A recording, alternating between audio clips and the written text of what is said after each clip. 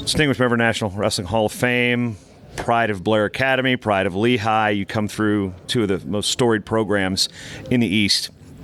As you walk through these halls for this induction honors weekend, what's it mean to walk through and go, I'm going to be in here? I guess it's a dream come true because, these are the very, very, very best. We have a lot of good people in the sport. And the sport produces, by its nature, really great people who lead companies, who, become Navy SEALs. It's just incredible stuff. To be among this group it's just it's a blessing.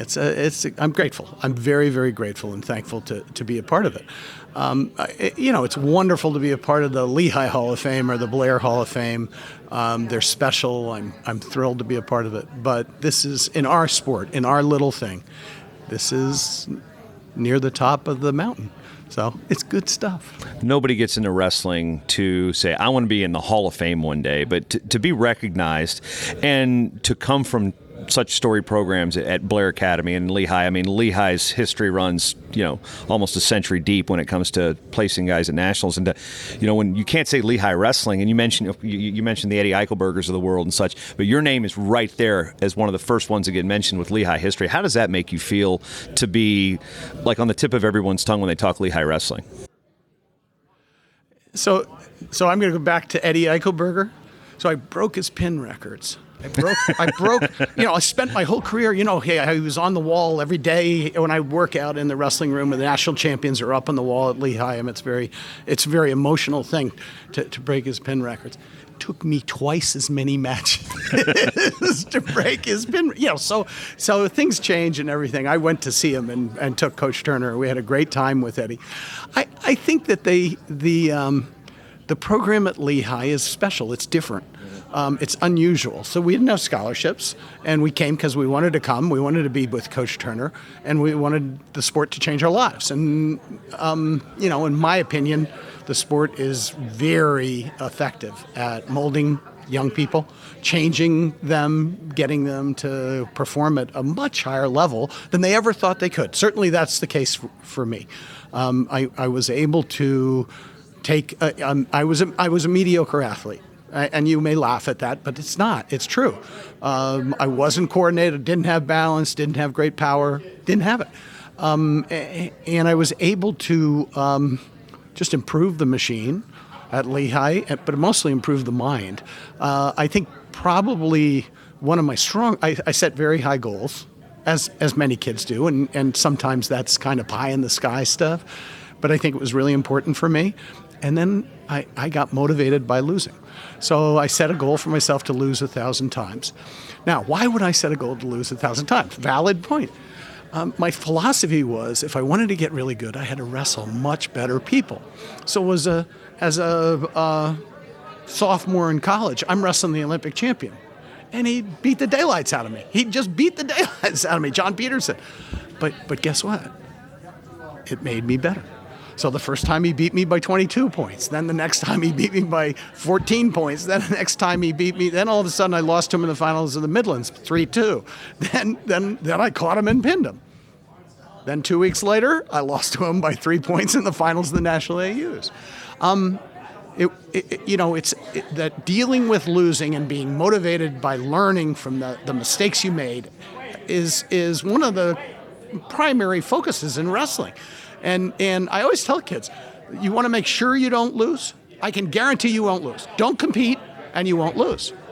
So think about how destructive that is.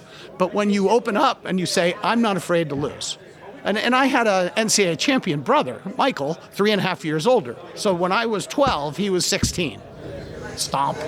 You lost a lot in the living room. I lost a lot. I always say with Coach Hutch and Mike, I say, we wrestled 400 times.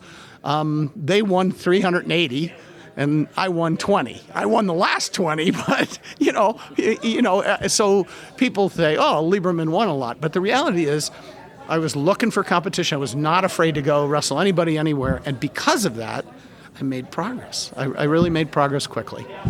We'll go back to the time before. Remember, just let me finish that. One more thing. My freestyle, most guys have a college career and then a freestyle career. I had a career, 5.5 years, and that was it. So, in other words, I was competing all the time. I was competing at the international level while I was still an undergraduate, which was fun. It's good. Sorry. We can go back to the Blair Academy situation. What was it like in the 70s? Because what we know of Blair now, I mean, the Buxton era, and then just the machine that it became, not losing a national prep championship in decades. I mean, you can't. You go to the NCAA championships, just 8 or 9 Blair guys out there almost every single year. What was it like at the beginning of all that? So, Coach Dowling, who was 50 years there, retired my sophomore year. I had won the national preps my sophomore year, and we were desperate. I was desperate. How am I going to improve? I have no coach. I have no, there was no reason for the program to do anything. And the Vietnam, Tom Hutchinson, an All-American at Lehigh, had 2-year commitment in 4-year commitment in the military. And, but Vietnam was going almost over. And so I wrote him a letter. I said, Mr. Hutchinson, why don't you come to Blair and coach? And the federal government was kind enough to create a program where you could exchange 4 years of active duty for 4 years of reserves. And he came. And so the beginning of my junior year, just incredible workouts. And it was a magnet. He was such a good coach and so dedicated and focused on the very best of each kid that kids started coming. So Rico Ciparelli, who went to Iowa and won a national title, came. Kelly Ward came from Maryland, did a senior year at Blair. Bobby Weaver came. And so the crescendo, it was not a gradual build. It was whoop. So my senior year, we won the national preps, and he began the dynasty. I helped a little bit, and it was wonderful because the world needed that. They needed a program where kids could get great educations, enough to get into an Ivy League college or whatever, because they fed Cornell for like 10 years. But they also could get a level of competition and intensity that was really a college level program in high school. So these kids would get to Iowa or Iowa State or Lehigh or wherever, and they'd be ready. Normally a freshman gets to college and they're shell-shocked, right? They step foot out in the mat and they get beat up, they get challenged, they're not prepared for the intensity of it. The Blair kids were ready. They were ready to go. And Blair also had that unique dynamic. For a long time, you'd see, I guess, like guys like Chris Ayers would come out and they'd do a PG year there. Yes. And they would get that college schedule, like a PG schedule, that was kind of, you don't see it a whole lot anymore. You see it in other sports, but wrestling, it was very unique with Blair in that regard. And again, the preparation for the next level. Now, when you look back at what that program is now, I mean, there's a sense of pride when everybody goes to school, but what was it like, especially when they were churning out those monster, they'd enter 2 teams at the Beast and finish in the top 5 in both of them, win it, and then the second team would be there. What's it like to look at that as an alum and know that you kind of undersold your impact on what happened there, but what's it like to see that 30 years later? Very proud of it. The school is very proud of it. The non-wrestling community learns from our programs, from our wrestling program at Lehigh, at Blair. They get the real intensity of kids. Most high school programs have a narrow focus. They're shooting, for a level of accomplishment that is like win a state title. Yeah, win a state title. State duels, individual. So if whatever. You get everybody focusing on winning a state title, even if they do it, which is not likely, what happens after that? They sit back, they accomplish their goal, all done. Bye. I don't think I'm going to do this in college. It's too hard. Whereas the guys at Blair were saying, I'm going to win junior nationals, and then they were planning out. They were not afraid to say, okay, so I'm going to go to the junior nationals. Then next year I'm going to the senior nationals, and I'm going to I'm going to make a team and go overseas. I mean, I started traveling summer after my junior year in high school, and I never stopped. I traveled every summer. I was wrestling, competing overseas, and I think that when you have a program that gets young people to think beyond their parochial world, they open up and become more than they thought they could be. Speaking of more than they thought they could be, when you look around here in Honors Weekend, I mean, you turn the page, every page you turn, there's history, there's legends here. When you go back into that room of granite, the distinguished members, and know you're going to be there. You know, you said it was a dream come true, but what was the call like when I mean, we're talking 20 months since. Leroy